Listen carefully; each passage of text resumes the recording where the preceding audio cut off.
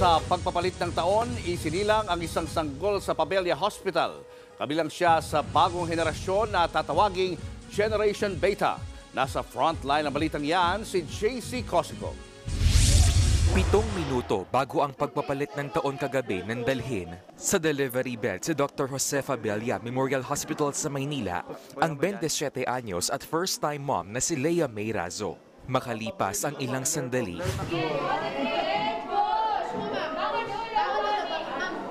nagsimula na siyang manganak at eksaktong alas 12 ng hating gabi.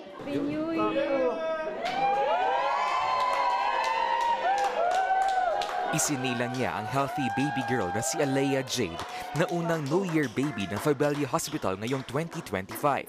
Sa January 4 pa raw dapat ang due date niya pero napaaga at swerteng sumakto pa sa bagong taon.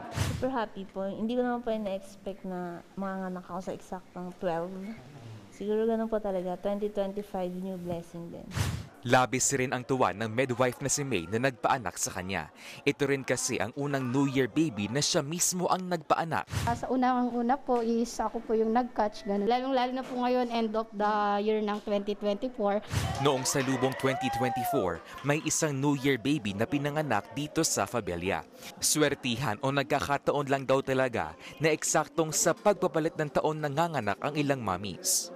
Because maraming factor na nag-i-interplay regarding sa panganganak ng mother. Especially kung first time siya, second time, or third, or fourth.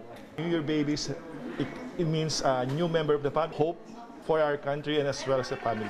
Ang mga New Year babies, tatawaging Generation Beta o yung mga pinanganak simula ngayong 2025 hanggang sa 2039. Sinundan nila ang mga miyembro ng Gen Alpha na ipinanganak mula 2010 hanggang 2024, Gen Z mula 1997 hanggang 2009 at Millennials mula 1981 hanggang 1996. Ayon sa mga pag-aaral, technologically integrated ang mga Gen Beta o magiging malaking bahagi na kanilang paglaki ang teknolohiya. Kaya magiging malaking hamon daw para sa mga Gen Beta parents ang pagbalanse sa screen time at traditional play ng mga chikiting. Bagay na tututukan naman daw ni Lea. Papalaki naman yan.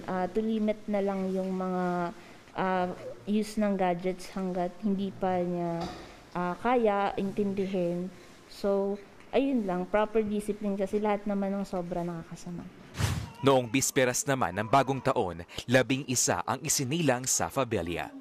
Nagbabalita mula sa frontline, JC Cosico, News 5. Mga kapatid, Julius Babaw po. Iba na ang may alam at may pakialam sa panahon ngayon. Para sa frontline ng mga balita, mag-follow at mag-subscribe sa social media pages ng News 5.